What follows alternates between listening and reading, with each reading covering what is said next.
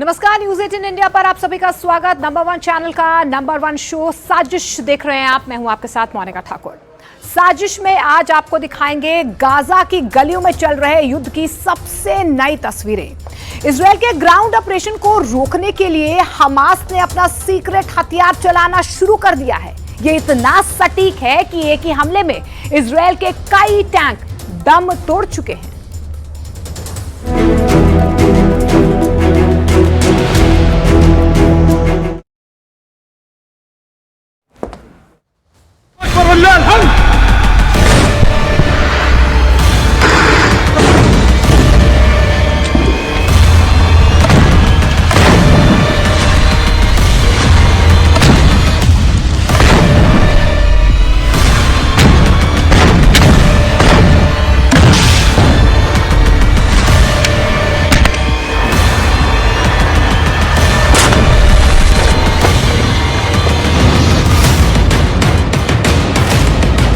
Hamas के इस video ने तेल अवीव से लेकर वॉशिंगटन डीसी तक हड़कंप मचा दिया है।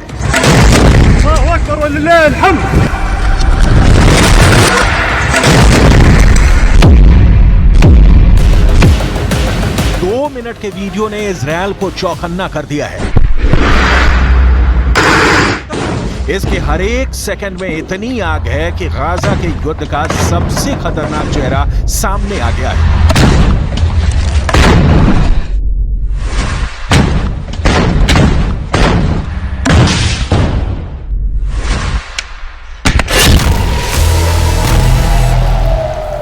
इजरायल में माना जा रहा है कि अगर हमास के इस खतरे से नहीं निपटा तो गाजा में उसे हार का सामना करना पड़ सकता है।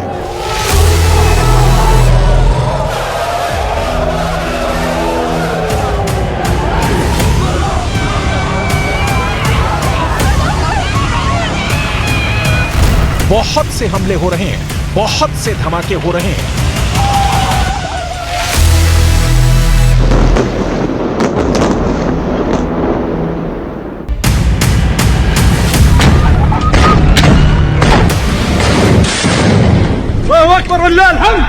इजरायल के टैंकों और बख्तरबंद गाड़ियों को हमास चुन चुन कर मार रहा है।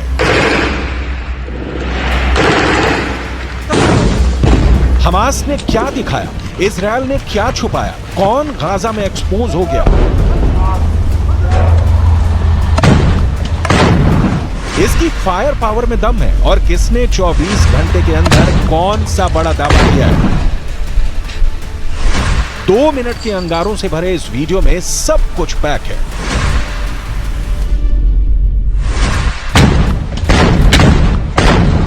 आग बहुत ज्यादा है। कौन कितनी लाशें गिरा रहा है?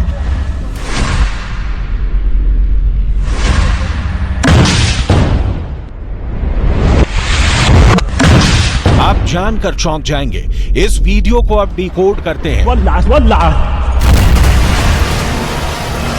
एक एक सेकंड बहुत ध्यान से, बहुत गौर से देखिएगा। यह है गाजा में चल रहे ग्राउंड ऑपरेशन को लेकर हमास का सबसे नया वीडियो, जिसमें शुरुआत से पहला धमाका कंप्यूटर जनरेटेड ग्राफिक्स से दिखाया गया। इसके बाद आती है वो तस्वीरें जिसमें हमास के हमले की बड़ी शुरुआत होती है।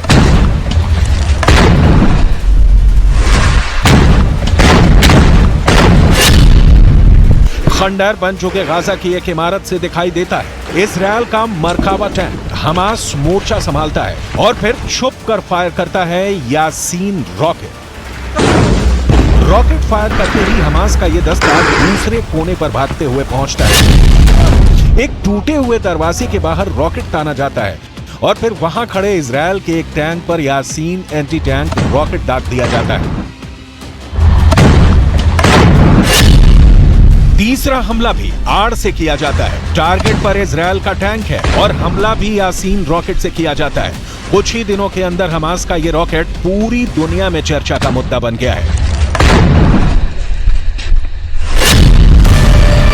चौथा हमला सड़क के पास खड़ी एक नेमर बख्तरबंद गाड़ी पर किया जाता है। इसमें 9 सैनिक बैठते हैं, इसलिए नुकसान का अंदाजा लगाइए।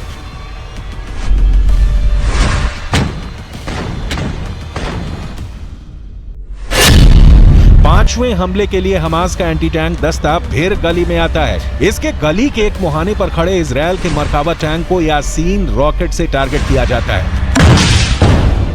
निशाना सटीक लगता है, हमलावर स्क्वाड फिर छुप जाता है। यही होता है गोरिल्ला युद्ध।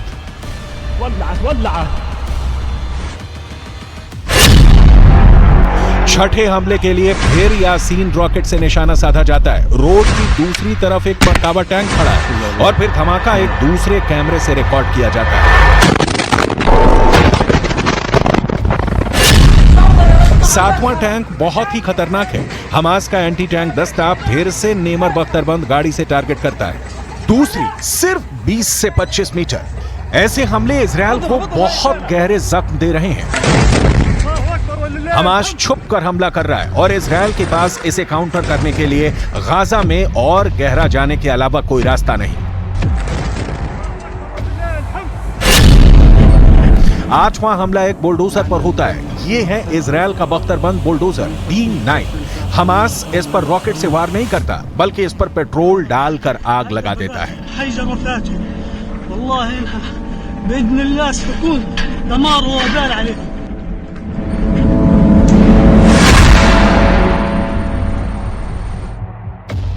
अभी तक के युद्ध में हमास का दावा है कि उसने इजरायल के 60 से ज्यादा टैंक और बख्तरबंद गाड़ियों को तबाह कर दिया है। इजरायल ने भी कई हमलों की पुष्टि की है। ऐसे में सवाल है कि क्या गाजा में चल रहा गोरिल्ला युद्ध इजरायल पर भारी पड़ने वाला है। इजरायल के रक्षा मंत्री के मुताबिक हमास की बड़ी हार शुरू हो चुकी है और अभी तक इजरायल ने हमास के 12 कमांडर मार गिराए हैं और अब उसकी लिस्ट में अगला नाम सिनवार का है, जिसे इजरायल 7 अक्टूबर को हुए हमले का मास्टरमाइंड मानता है।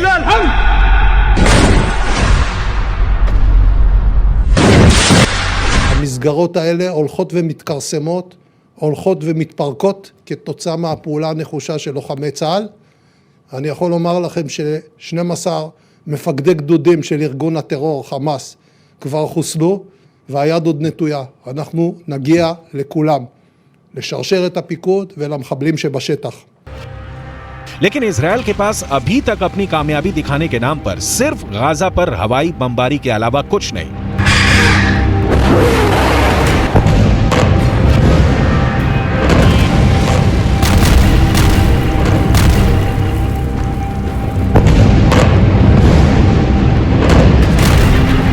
जबकि हमास जो वीडियो जारी कर रहा है उसमें इजरायल के टैंक फटते हुए साफ नजर आ रहे हैं। इन सब हमलों में हमास का यासीन रॉकेट इजरायल के लिए बहुत बड़ा खलनायक बनकर उभरा है। यासीन रॉकेट कैसा होता है, इसे समझने की कोशिश करते हैं। ये रॉकेट एक तरह से आरपीजी यानी कि रॉकेट प्रोपेल्ड ग्रेनेड का ज्यादा खतरनाक वर्जन है, ज्यादा डेंजरस है और ये है यासीन 105 रॉकेट, जो कि रशिया के भी PG-7VR की नकल कहा जाता है, यानी कि उससे भी ज्यादा खतरनाक कहा जाता है इसे। लेकिन इस रॉकेट की खासियत क्या है? इस रॉकेट में 2 स्टेज वॉरहेड लगे होते हैं, यानी कि इसमें 2 जगह विस्फोटक होते हैं, एक यहां एक यहां। अब समझिए ये क्या काम करते हैं। इन्हें सबसे पहले तो आप ये जानिए कि टैंडम वर्जन कहा जाता है, यानी कि एक विस्फोटक इसमें आगे लगा होता है ठीक इस जगह पे, वहीं दूसरा विस्फोटक पीछे की तरफ 105 मिलीमीटर के दायरे में होता है और टैंक में जो एक्सप्लोजिव रिएक्टिव आर्मर यानी कि एरा जो कवच होता है, पहला जो विस्फोटक यहां लगा होता है उसे भेदने का काम करता है, जिसके बाद 105 मिलीमीटर वाला वॉरहेड बड़ा ब्लास्ट करता है और फिर तहस नहस तबाही ला देता है और ये किसी भी टैंक की बख्तर को आसानी से भेद सकता है। एक बार ये वॉरहेड टैंक में घुसता है तो समझ लीजिए कि अंदर जो भी होगा वो जल जाएगा, उसके चिथड़े उड़ जाएंगे, उसके बचने की कोई उम्मीद नहीं होती है। और इसी रॉकेट से 7 अक्टूबर को जब हमास ने इजराइल के टैंक पर हमला किया था तो फिर उस बाद अंजाम क्या था हम सभी ने देखा था। हमास के गोरिल्ला युद्ध में सुरंगों का इस्तेमाल हो रहा है। हमास के एंटी टैंक दस्ते सुरंगों से निकलकर इजरायल के टैंकों पर विस्फोटक फिट करने लगे हैं। ये बात इजरायल को बहुत परेशान कर रही है। ऐसे ही एक वीडियो में हमास का एंटी टैंक दस्ता इजरायल के एक मरकाबा टैंक पर विस्फोटक लगाकर आ जाता है। पहले उसमें धमाका करता है, इसके बाद पास में खड़े एक दूसरे मरकाबा टैंक पर यासीन रॉकेट से अटैक किया जाता है। दोनों ही हमले टैंक पर अचूक निशाना साबित होते हैं। हमास अब कंप्यूटर ग्राफिक्स से बनाए गए वीडियो में यह दिखाने की कोशिश कर रहा है कि इजरायल के टैंक पर कैसे विस्फोटक चिपकाया जाता है। इसे आप हमास का एंटी टैंक वॉरफेयर ट्यूटोरियल भी कह सकते हैं, जिसमें रॉकेट या मिसाइल का इस्तेमाल नहीं होता, बस टैंक पर जाकर विस्फोटक लगा देना होता है। इस वक्त इजरायल की सेना गाजा के अंदर एक एक इंच को साफ करके आगे बढ़ना चाहती है ताकि हमास के किसी भी खतरे से निपटा जा सके। गोरिल्ला युद्ध में इजरायल को बहुत बड़ा नुकसान उठाना पड़ सकता है और ये बात ग्राउंड ऑपरेशन के शुरुआती झटकों से साफ हो चुकी है। इजरायल के टैंकों पर इस वक्त अलग से जाली वाला कवच लगाया जा रहा है ताकि टॉप एंगल अटैक से मरकाबा को बचाया जा सके। इजरायल का ग्राउंड ऑपरेशन अभी उत्तरी गाजा में चल रहा है। इजरायल की सेना एक एक कोने को तलाश रही है क्योंकि कहां पर सुरंग होगी और कहां से हमास का अगला हमला होगा इसकी उसे भनक तक नहीं लगती और हमला हो जाता है। जबकि इजरायल का दावा है कि हमास के कई कमांडरों की कब्र खोदी जा चुकी है।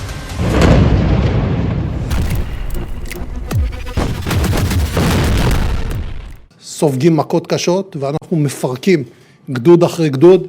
אפשר לראות כאן את אזורי העיר עזה. בכל מקום כזה, בכל ריבוע כזה, יש לפחות מסגרת גדודית או פלוגתית. המסגרות האלה הולכות ומתכרסמות, הולכות ומתפרקות כתוצאה מהפעולה הנחושה של לוחמי צה"ל. אני יכול לומר לכם हमास के नए नए वीडियो आ रहे हैं जिसमें गली मोहल्लों से युद्ध दिखाया जा रहा है। हर जगह यासीन रॉकेट ही हमास का सबसे सटीक हथियार साबित हो रहा है।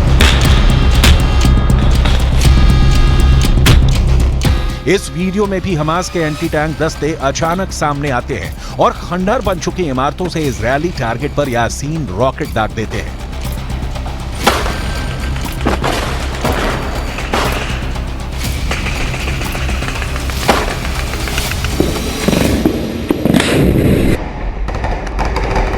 इस रॉकेट को हमास ने अब अपनी जरूरत के मुताबिक तैयार कर लिया है और वो इजराइल के टैंकों और बख्तरबंद गाड़ियों पर इससे हमला कर रहा है। इजराइल टैंकों के खिलाफ ये काफी कारगर माना जाता है। आप सोचिए कि इजराइल तो पहले ही अपने एडवांस आर्मामेंट्स के लिए जाना जाता है और इजराइल सबसे ज्यादा अपनी सेना की सुरक्षा में खर्च करता है।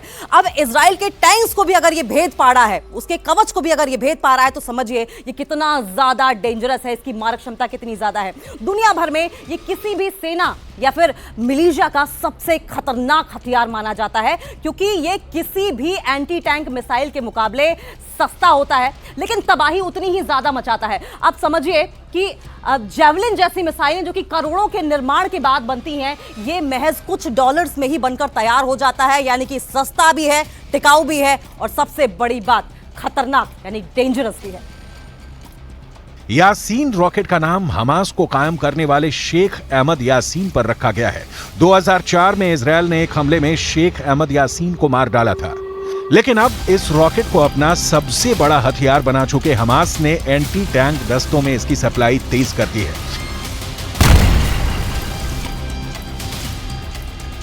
यही वजह है कि गाजा का गोरिल्ला युद्ध शुरुआत के साथ ही बहुत ही खतरनाक स्टेज में पहुंच चुका है। इजरायल की लगातार बमबारी के बीच हमास के पास इस वक्त सड़कों पर लड़ने के लिए इससे बेहतर हथियार नहीं है। ये बात इजरायल भी जानता है और उसके सामने इस रॉकेट का तोड़ निकालना बहुत बड़ा चैलेंज बन चुका है।